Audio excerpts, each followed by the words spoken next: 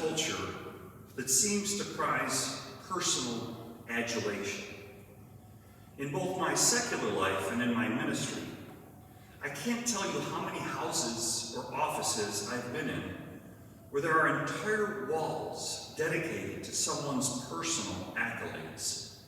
There are certificates, awards, trophies, plaques, medals, and ribbons proudly on display. They want to make sure that I know how important they are. And I always think to myself, if you need to tell me how important you are, then you're probably not. I sometimes watch award shows on TV, and it's always the same group of people getting together, literally making up awards to give themselves.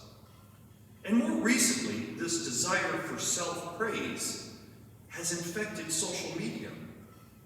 There is a competition as to how popular a person is, how many clicks they get, and even more frightening, how many followers they have. Does anyone else see a problem with this? Wanting people to follow them? There is only one person we should be following, and that's Jesus. We need to make sure we don't get caught up in vanity, but rather we should embrace humility.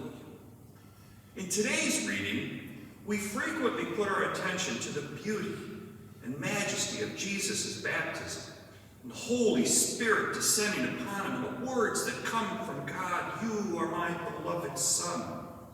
And I get it. It's compelling. In one short passage, in one bit of imagery, we see the entire Trinity. The Father speaks, the Son is baptized, and the Holy Spirit descends upon him. But just this one time as we look at this passage, I'd like to draw your attention to something else, what I alluded to earlier. The magnificent humility of John the Baptist. From before John was born, he embraced humility. He leapt for joy in his mother's womb when Mary came near him with Jesus in her own womb. He knew he would be following Jesus. When John began proclaiming, the people were so impressed that they thought John the Baptist might be the great prophet Elijah or another great prophet. Or as we see in today's reading, they thought he might actually be the Christ himself. But what was John's answer to them? The one who is coming is mightier than I am. So much so, I'm not even worthy to loosen the thongs of his sandals. John knew his role in building God's kingdom, that of a humble messenger. Even though the people wanted to lavish accolades on him, he was content in his role to prepare them for someone else, to prepare them for Jesus. That is the beauty of humility. It helps us avoid the temptation to give glory to ourselves. That is what is so compelling about this passage. His humility allowed him to do what God called him to do, without the distraction that comes from vanity. The fall of humanity came from an act of vanity, from Adam and Eve who wanted to be like God.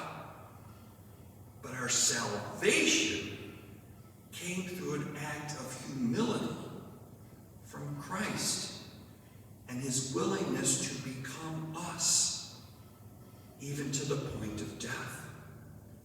You see, without humility, we begin to love ourselves more than God. And this is a problem because we can't surrender our lives to Christ if we love ourselves more than him. When we love ourselves, we deny others the love we should be sharing with them. When we are so full of ourselves, nothing of heaven can live within us. We must surrender to God fully in our lives because he wants so much for us. Much more than we can ever have without him. Now, some people think living a humble life is hard, but that's not true. It's free. Because when we don't follow Christ, and instead we allow ourselves to give in to every whim of desire and vanity, we become slaves, burdening ourselves to feed the false god of pride. And we end up building our own worldly prisons. We spend money we don't have on things we don't need to impress people we probably don't even like. You know, sometimes when I'm pulling weeds from my lawn in my yard, because, you know, I have to have the nicest lawn in the entire street, I think to myself, do I own my house, or does it own me? That's the problem with pride. You become a slave to it, and it's never satisfied. I close with this thought. We are all sinners who are only saved through the grace of God through the sacrifice of Christ. Think about it. There's not a single act that we alone can take in this world that will ensure our salvation. It is only by the sacrifice of Christ that we are saved. That's humbling. St. Augustine once said, "If you ask me which is the first virtue for a Christian, I will tell you that it is humility. If you ask me again, which is the second, I will tell you that it is humility. And if you ask me again, which is the third, I will still say that it is humility.